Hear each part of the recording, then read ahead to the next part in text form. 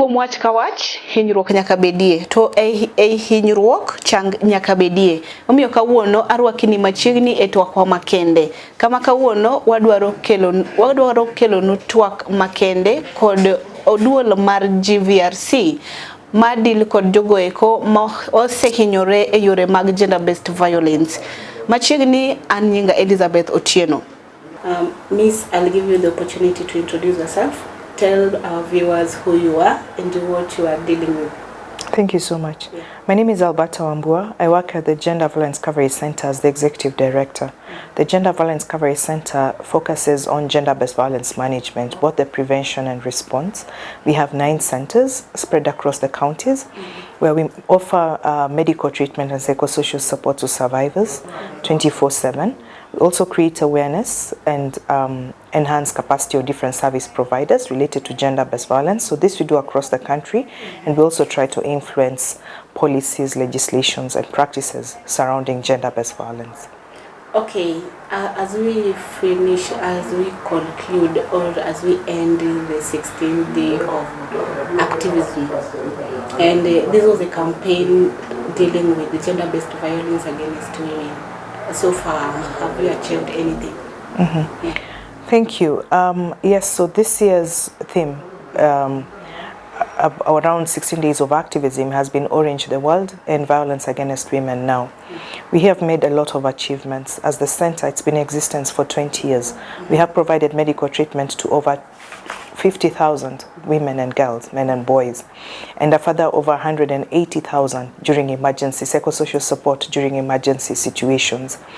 So we've also enhanced a lot of other capacities of other service providers and, you know, helped to set up other 9 centers apart from the ones that we have in county referral hospitals. Yesterday, we actually launched one in Homa Bay County Referral Hospital. There are a lot of achievements that have happened both with by GVRC but also as a country at large.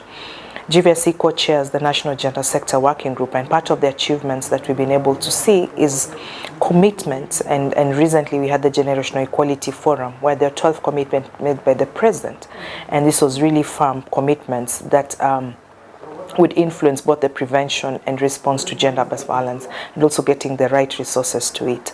So this then helps in terms of access to services for those who have been abused, but also prevention of the same through the different spaces. Okay, nowadays we see people killing themselves. For instance,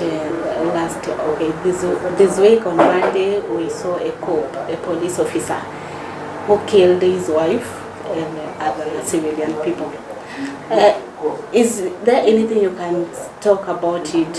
If you can talk about the cop who killed 7 people. Yes. So there's been a lot of, would I say, killings, for example, of spouses, and I won't just talk about that specifically. And there's been a lot of mental wellness issues, especially in the last year when we had the COVID-19. Tying that up with the earlier question, there has been great achievement because now we have the mental health bill, and there's it's deliberate. People are more intentional about mental wellness, whether it's at the workspaces, whether it's the homes. What I'd like to comment about the COP and then many other people is that there's always help out there. The last 2 years, for example, there's a police hotline. The last year, GVRC came up with a hotline. There's a national hotline also.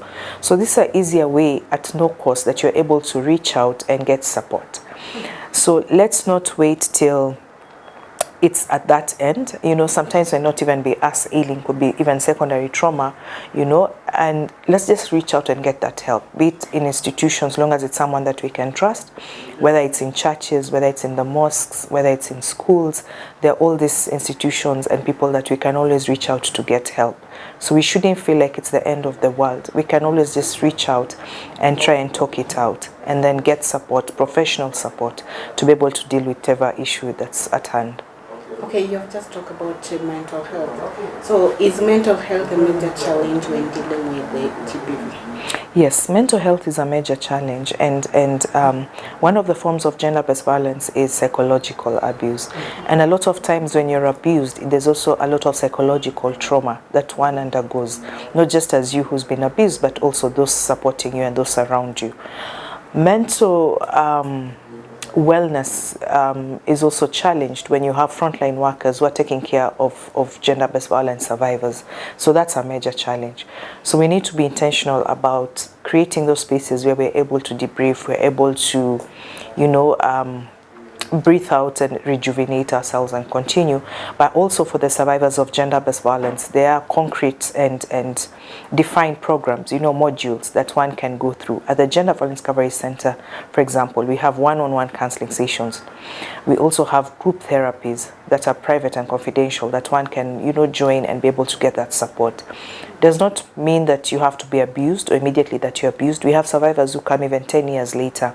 And sometimes you don't even need to be abused. Sometimes you just need that space to be able just to, you know, take a breather and then continue on. So it's one thing that we need to stop the stigma surrounding mental health issues, because then there's a lot of stigma around it, and be more supportive and reach out for help and help others too. Okay, erokamane joneno mag LTN wadhi mane yo machuok kendo to waduogo mana bang' dakika matis.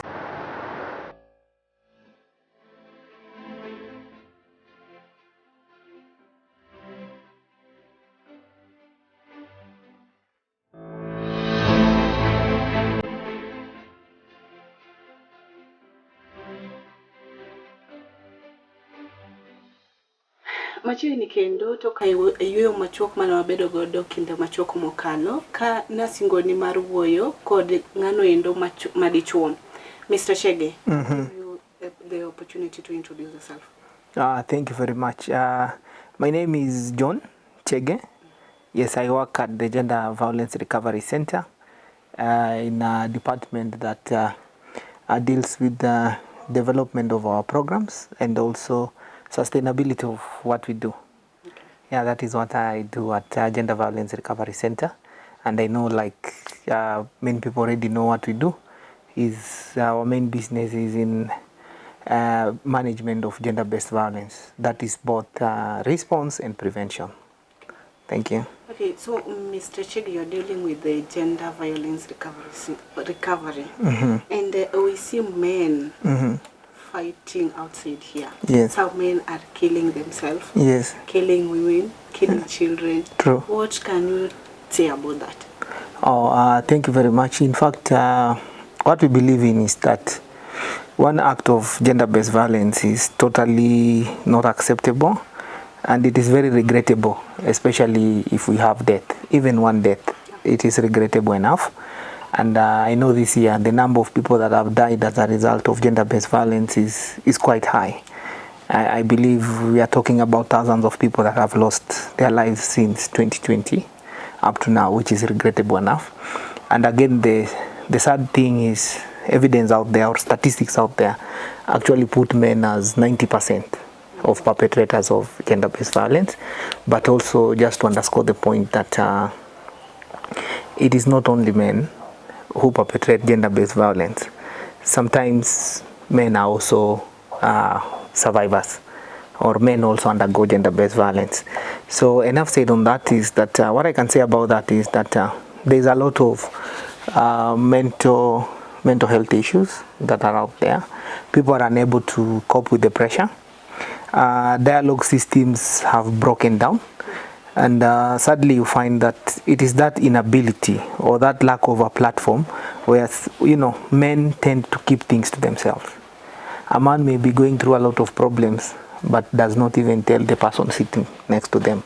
Unlike women who actually open up. You know, you being a lady, I'm sure you've also opened up to a total stranger. Somebody that you've never met, you've just met a few seconds and you're already opening out your heart. But for men, they tend to keep this thing in their heart. So it piles and it reaches a point that it tips over. So you find that as a result of a lot of what is gaining now, what is gaining now enough, not really enough, but it's getting a spotlight and people are starting to talk about it, is issues to do with mental health. And a lot of men are keeping issues to themselves. They are not able to talk to somebody.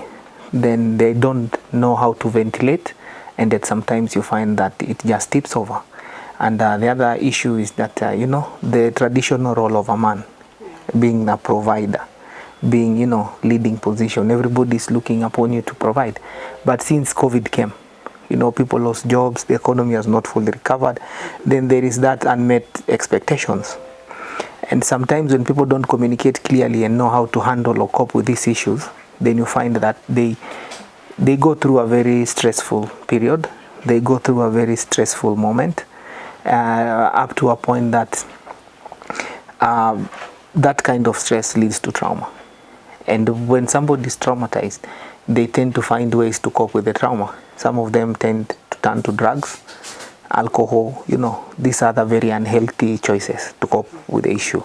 And these choices again trigger gender-based violence. So I would say that is what is happening. There is a lot of imbalance and a lot of lack of rationale in how we are dealing with issues and problems, especially on expectations of men. So you are saying that mental health is a major challenge when dealing with the GBV? Oh yes, exactly. There is a very big linkage. Mental health is directly linked to issues of gender-based violence. Like I've already explained that looking at gender-based violence itself, it's a very traumatic event. Somebody undergoing gender-based violence, already it's a traumatic event. So already that destabilizes somebody mentally.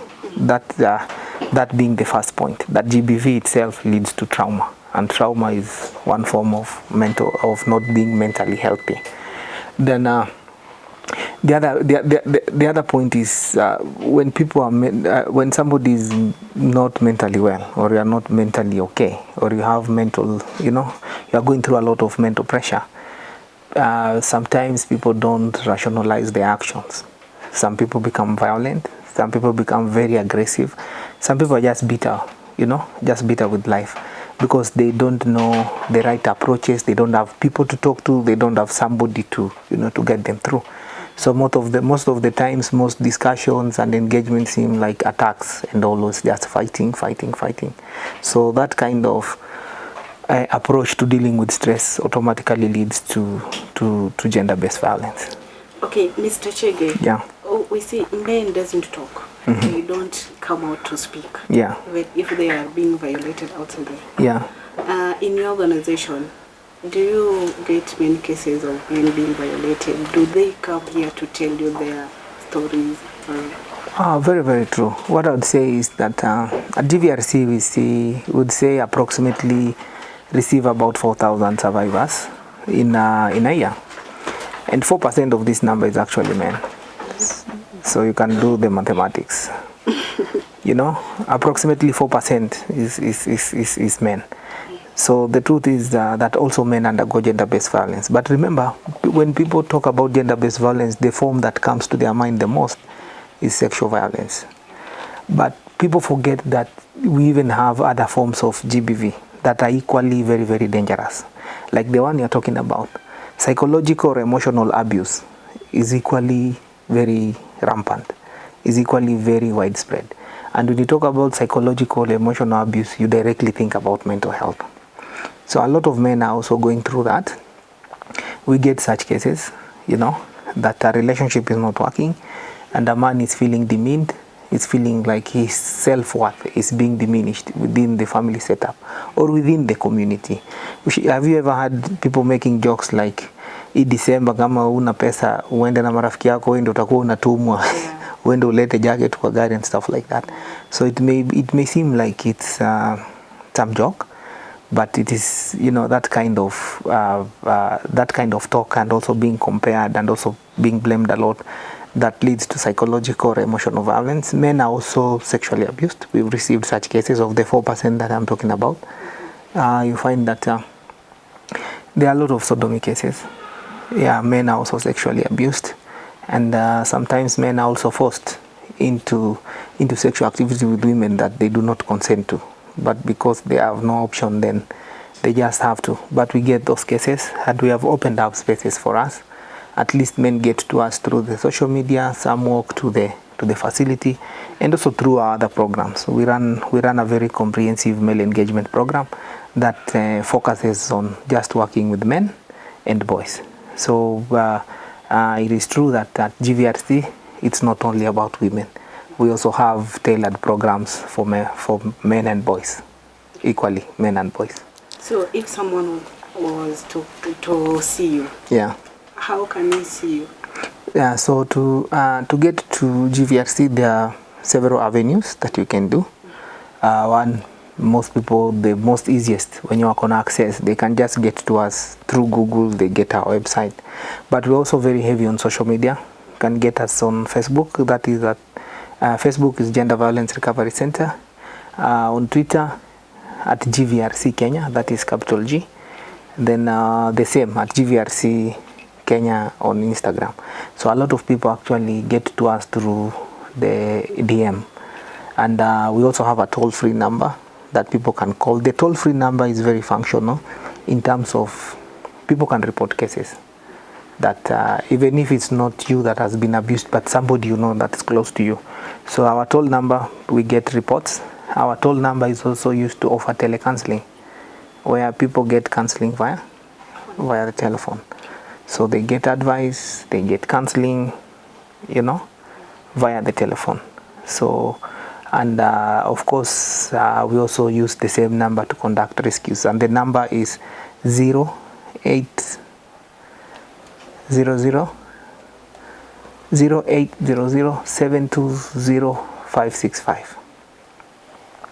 So that is our toll-free number, and that is how people can get to us.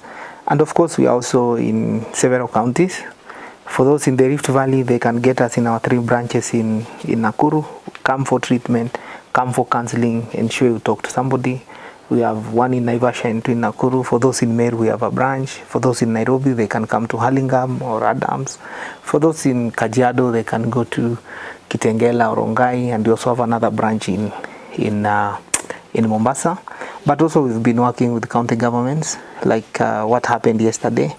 We actually helped, working with the county government of Homa Bay, launch a gender-based violence recovery center at Homa Bay Referral Hospital. So we also have done such work that you can actually go there and get the services that you'd get here. You'll get counseling, you'll get treatment, you'll talk to somebody, you'll get advice. Okay, and as we conclude, yeah, what can we do to eliminate the gender-based violence against men? Against men, yeah. So when you put it like that, against men, it is not entirely very different, because a man and a woman are all the same. Yeah. So I think the focus should be more on what can we do to eliminate gender-based violence in our society.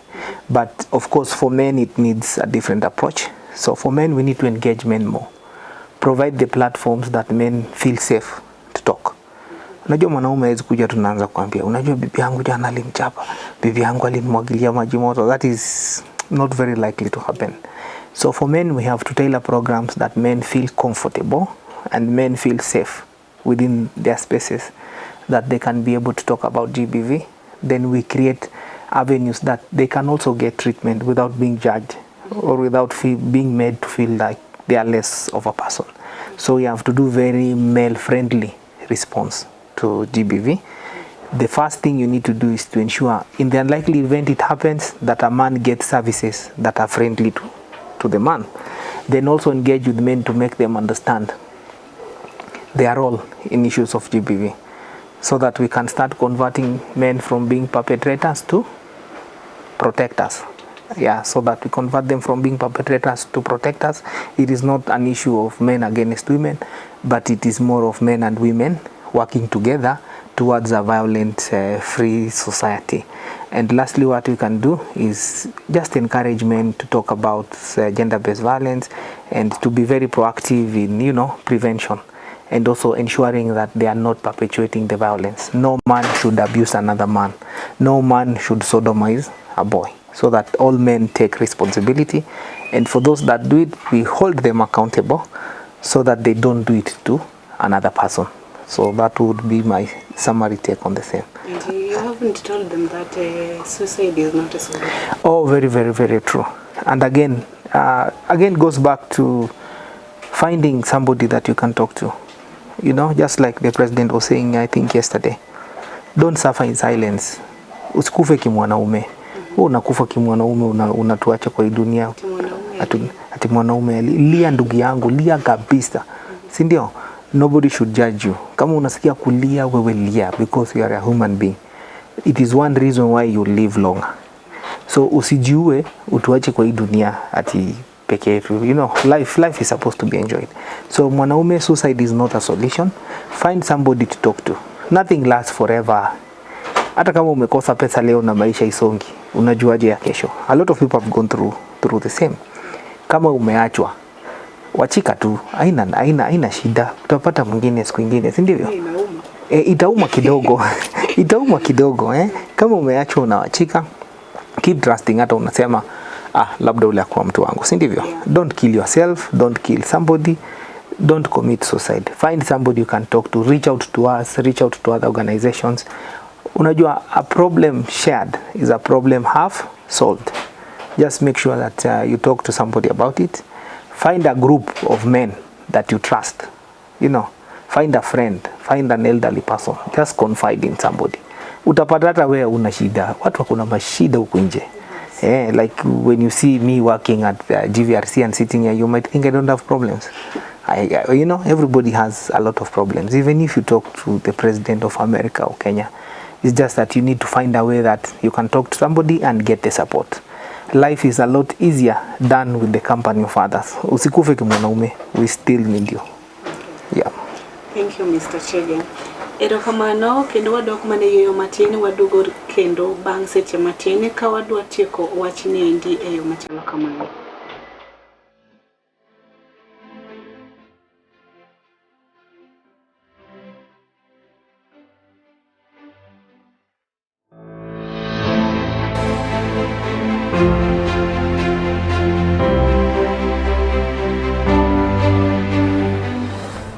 Machini kendo ne janano mar LTN karo kini machini kendo Twak Makende makawuono wan godo.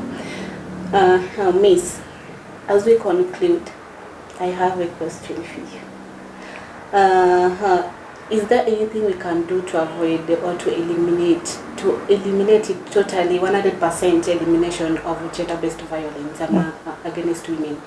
Yes, we can eliminate violence against women and also gender-based violence. What we need to do is to first accept and realize that it's there and call it out. Gender-based violence is more of a systemic issue. So for example, in our society, it's a patriarchal society. So it's about addressing the gender inequalities and bridging that gap, having equal opportunities, and also having supportive initiative, for example, that would support the different genders. So I'll give you an example. Women at the workplace, the triple roles for women. So you might need a nursing space, you might need maternity, leave for about 3 months. So you're told to exclusively breastfeed. So there are organizations, for example, that will give a woman 6 months maternity leave to be able to exclusively breastfeed, or 3 months and then half day. So it's about looking at the uniqueness of the different genders and being able to support and have them have more of a fair but also an equal opportunity towards life. And then of course we'll be able to eliminate gender-based violence. But before reaching there, having systems that are able to, that are responsive to gender-based violence and getting people really accountable for their actions. So that if someone is raping, they actually, there's access to justice that would really deter the rape. And also, and just looking at, is it cultural issues, also creating a lot of awareness about gender-based violence and the different ways that it's entrenched, so that then we can eliminate it. Okay, we see a lower percentage of rape cases who are reporting to the police officers. And what is the easier way to report a rape case?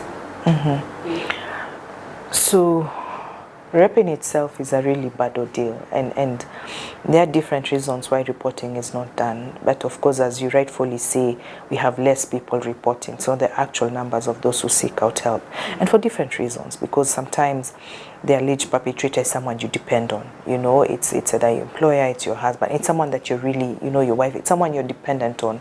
Sometimes it's someone known to you, so you're trying to. And then there's a lot of stigma and discrimination, or you might go to the different service points and you realize that it's not responsive, or the whole system of getting support is too long, or it's also too expensive. Gender-based violence cost this country about 46.1 billion in 1 year. That's a study done by the National Gender and Equality Commission. So how then do you report rape? I would say it's you either reach out to someone who's very supportive, someone you can trust, because at some point the trauma is too much for you to even just, you know, you can't even go and report it yourself. Or go, for example, to the nearest police station, or go to the nearest health facility and be able to get that support. Or call the hotline numbers that we mentioned earlier, because then those hotline numbers are ways that you can talk to a psychologist, and you'd have a therapist being able to connect you, you know, offer rescue if you're not in a safe space, be able to even tell you which is the nearest health facility that you can go to. So that for me would be the first step, you know, and don't shower. Put as much evidence as you can and just go to the hospital. They'll be able to take care of you from there. Okay. Well, okay, I just want to give you a few minutes to talk about your company, GVRC. Thank you. The Gender Violence Recovery Center has been in existence for 20 years. The first couple of years was more of providing medical treatment, psychosocial support. Then with time, we started creating awareness and doing trainings, enhancing capacities of different service providers, being teachers, being police, having school programs, you know, talking to parents, the different, you know, communities, the different spaces, just to be able to talk about and enhance, you know, knowledge around child protection, sexual reproductive health and rights, and gender-based violence, and also try to influence a lot of policies on a day-to-day basis. And adapting also to emerging trends. So for example, last year we had the highest number of survivors. We had 4,067 survivors of gender-based violence. That's the highest we've received in a year since inception. And 208 of these survivors were teenage pregnancies. So it's about then GVRC working with other partners and seeing how can we then eradicate gender-based violence, how can we improve in terms of access to medical treatment, that it's comprehensive for survivors of gender-based violence. But one thing I would like to add is that it's not a cost to the survivor, but it's a big cost to GVRC.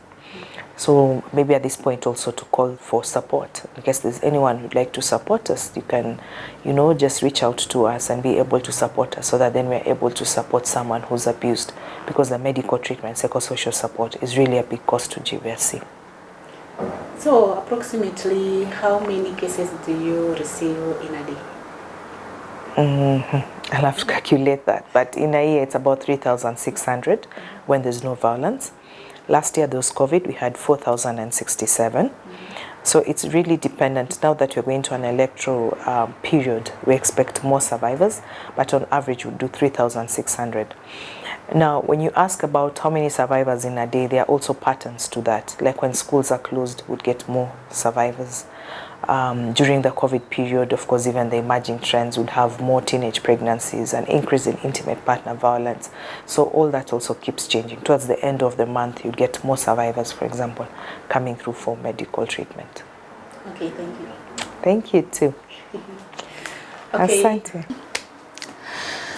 Maidie bakelo e giko mar cheno niendi kago ni erokamano ne jalno eno mobedo piny mar winjo twak makende ma wakel ni odiochieng' makawuono. Kendo agone jogo eko moneno ni cheno niendi okalo ni e yo makare. Ka kawuono ne wan kod Twak Makende kod Madam Alberto Wambua, ma en Executive Director e Gender Based Violence Center.